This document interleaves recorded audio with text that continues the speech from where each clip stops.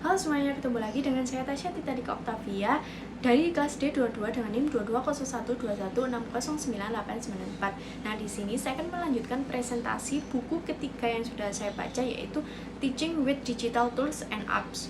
Nah, alasan saya memilih buku ini, yang pertama, memilih materi yang mudah saya pahami, yang kedua, karena penggunaan alat dan aplikasi digital dalam pengajaran dapat menarik minat audiens yang ingin mempelajari cara baru untuk mengajar dan belajar. Yang ketiga, buku ini ditulis oleh Tori Trust. Nah, apa saja sih poin-poin yang saya dapat dari buku ini? Yang pertama, menemukan alat dan aplikasi digital.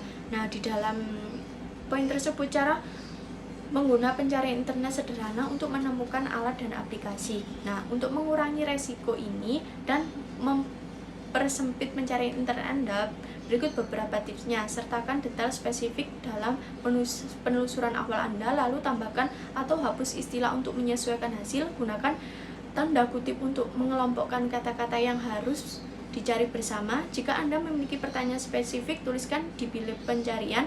Membingkai penelusuran sebagai pertanyaan akan seringkali menghasilkan halaman yang secara khusus menjawab pertanyaan tersebut. Jika Anda tidak melihat hasil yang sesuai dengan kebutuhan Anda, coba gunakan istilah serupa dan juga dapat digunakan untuk mendeskripsikan alat atau topik ini sampai Anda menemukan apa yang digunakan sebagai besar penulis untuk mendeskripsikannya. Lalu poin kedua, mengevaluasi pengalaman pengguna. Di dalam poin tersebut, pengertian pengalaman pengguna, 5 fitur untuk mengevaluasi pengalaman pengguna. Nah, cara umum pengalaman pengguna adalah interaksi antara pengguna dan alat, termasuk pikiran, perasaan, dan persepsi penggunaan terhadap produk atau hasil. Ada 5 fitur, yaitu instruksi, pengguna antarmuka, pengguna akses lintas perangkat, platform keragaman, dukungan bahasa, biaya, dan perangkat yang diperlukan. Yang ketiga, mengevaluasi pengalaman belajar. Teori pembelajaran dan taksonomi Bloom dapat menjadi panduan untuk memilih alat dan aplikasi digital yang akan memberikan pengalaman belajar yang dibutuhkan oleh siswa berdasarkan jenis dan kompleksitas pengetahuan dan keterampilan yang harus diperoleh.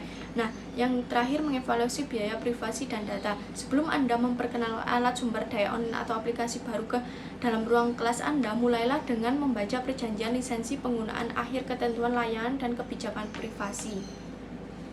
Tujuannya dari bab ini adalah untuk memberikan gambaran singkat tentang privasi siswa, data, dan biaya alat. Lalu penerapan poin dalam keseharian. Yang pertama, supaya pendidik kita dapat menggunakan berbagai aplikasi pembelajaran untuk menyajikan materi, membuat tugas pada siswa. Yang kedua, memanfaatkan berbagai alat digital dan aplikasi untuk menyampaikan materi pembelajaran secara efektif. Yang ketiga, dengan menggunakan aplikasi pembelajaran yang tepat, kita dapat membuat materi pembelajaran yang lebih interaktif dan menarik bagi siswa.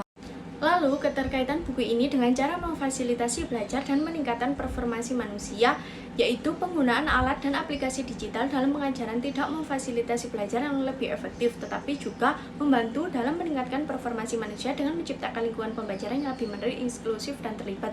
Sekian yang dapat saya sampaikan. Terima kasih. Wassalamualaikum warahmatullahi wabarakatuh.